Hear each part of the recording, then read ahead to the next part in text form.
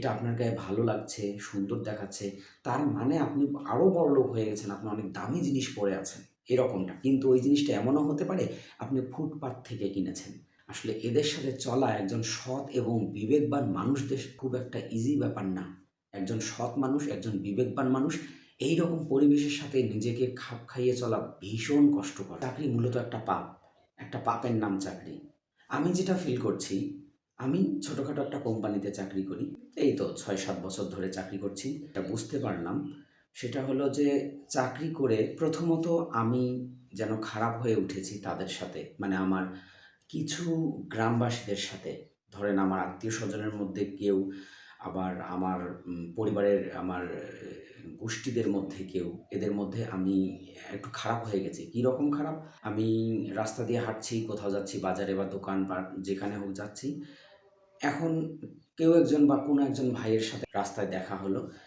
দেখি তাদের মুখ কেন জানি গোমড়া। তারা একটু গোমড়া মুখো ভাব নিয়ে আছে। দেখবেন, আপনারা খেয়াল করবেন, তারা একটু গোমড়া মুখো ভাব নিয়ে আছে। যে কিনা একটু অশিক্ষিত, খুব একটা শিক্ষিত নয়। এরকম একজন মানুষ যাচ্ছে, তো আপনার সাথে যে কথা বলবে সে কিন্তু আপনার সাথে কথা বলছে না। অনেকদিন পর দেখা হলে সাধারণত আমরা বলি, "এই কী খবর? কেমন আছিস? কবে আসছিস? শরীর স্বাস্থ্য ভালো? এই তুই তো অনেক বড়লোক হয়ে গেছিস।" যদি বলতে পারে, বলতে চায় এসব। তো এই তো এইভাবেই তো বলবে, তাই না?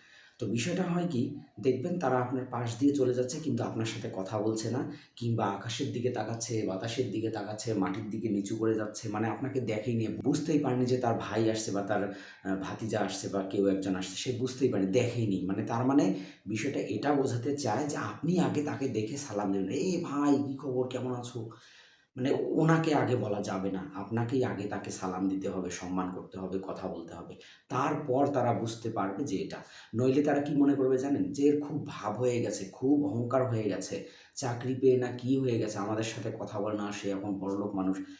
আরও যদি আপনি আপনার পছন্দ মতো, সেটা ৳৪০০ দিয়ে হোক বা ৳৫০০ দিয়ে হোক, না হয় ৳১৫০০ দিয়েই হোক, আপনি একটা আপনার পছন্দ, আপনার নিজের চোখ দিয়ে দেখে পছন্দ করেছেন একটা শার্ট, একটা আপনার যতটুক সাধ্য হয়েছে, সাধ্যের মধ্যেই আপনি একজোড়া স্যান্ডেল কিনেছেন বা একজোড়া কেডস কিনেছেন, পছন্দ অনুযায়ী কিনেছেন, একটা শার্ট গায়ে দিয়ে বেরোচ্ছেন। এসব করে তো আরও বিপদে পড়ে গেলেন। মানে তাদের চোখে ভালো লাগতেছে যে এই কালারটা, ওই কালারটা যে আপনি পছন্দ করেছেন, ডিজাইনটা, শার্টের ডিজাইনটা পছন্দ করে কিনেছেন, এটা আপনার গায়ে ভালো লাগছে, সুন্দর দেখাচ্ছে, তার মানে আপনি আরও বড়লোক হয়ে গেছেন, আপনি অনেক দামি জিনিস পরে আছেন, এরকমটা। কিন্তু ওই জিনিসটা এমনও হতে পারে আপনি ফুটপাত থেকে কিনেছেন। রাস্তার সাইড দিয়ে যে দোকানগুলো বসে না, শার্ট প্যান্ট বিক্রি করে, আপনি কিন্তু সেখান থেকেও কিনে পড়তে পারেন।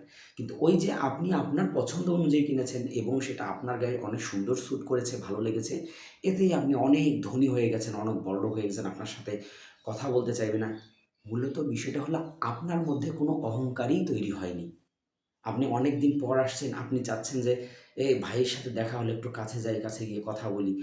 কিন্তু সে যেন কোন দিক তাকাচ্ছে, এদিক তাকাচ্ছে, ওদিক তাকাচ্ছে, নিচের দিক তাকাচ্ছে, আশেপাশে কেউ, অন্য কেউ থাকলে তার সাথে গল্প স্বল্প করে যাচ্ছে, কিন্তু আপনাকে দেখছে না।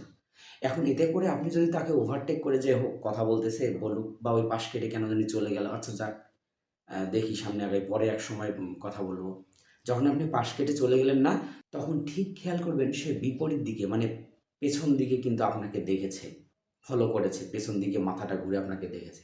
হয় এটা করবে, নয়তোবা ওই যে কারো সাথে কথা বলার মগ্ন হইছে, তাকে জিজ্ঞেস করে তাকে আপনার ব্যাপারে বলবে যে, "চাকরি পেয়ে না কি হয়ে গেছে, বড়লোক হয়ে গেছে, ধনী হয়ে গেছে, কথাই বলে না।" এরকম একটা বলবে। এটা একটা পাপের কারণ বললাম। আরেকটা হচ্ছে কি জানেন? সবথেকে বড় যেটা পাপ করেছেন আপনি, সেটা হচ্ছে আপনার আপনার প্রফেশনাল লাইফে, মানে চাকরি জীবনে, চাকরির অভ্যন্তরীণ কিছু রাজনৈতিক ব্যাপার। এখানে এমন কিছু গণ্ডমূর্খর পাল্লায় আপনি পড়বেন, তবে যেটা আপনি সহ্যই করতে পারবেন না। ঢেঁকি গেলার মতো। মানে বিপদে পড়ে, ওই যে আমরা গল্প-সল্পই শুনি না যে, দোযখে গেলে, জাহান্নামে গেলে এমন একটা ফল দিতে হবে, কাঁটাময় ফল, দেখে খাওয়ার ইচ্ছে হবে কিন্তু গলায় গিয়ে আটকাবে, না ঢুকবে ভেতরে, না বাইরে বের হবে।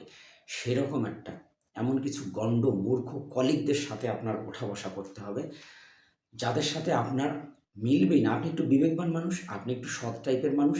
এদের সাথে চলতে গেলে আপনাকে তর্ক-বিতর্কর সাথে জড়াতেই হবে। মিথ্যা বলতে না চাইলেও মিথ্যার আশ্রয় আপনাকে নিতেই হবে। এরা এতই জ্ঞানী আর এতই জ্ঞানপাপী যে এদের জ্ঞানের সাথে আপনি পারবেন না। এরা যেটা বলবে সেটাই ঠিক।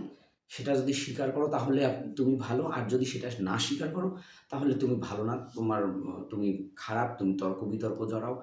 মানে এরকম কিছু ব্যাপার-স্যাপার। তো এইজন্যই আসলে বিষয়টা অনেকটা দুঃখের সাথে কষ্টের সাথে আজকে মনে হলো যে চাকরি আসলে একটা পাপ। একটা পাপের নাম চাকরি। আমি জানি না আপনারা কে কিরকম পরিবেশের সাথে নিজেকে ফেস করেন। আসলে এদের সাথে চলা একজন সৎ এবং বিবেকবান মানুষদের খুব একটা ইজি ব্যাপার না। একজন সৎ মানুষ, একজন বিবেকবান মানুষ এইরকম পরিবেশের সাথে নিজেকে খাপ খাইয়ে চলা ভীষণ কষ্টকর। অনেক বড় ধরনের কষ্টকর। তো আমার এই ব্যাপারটার সাথে আপনার মতামত আমাকে জানাবেন। আমার কোনো জ্ঞানের বা জানার কমতি থাকলে আমিও সেটা জেনে যাব।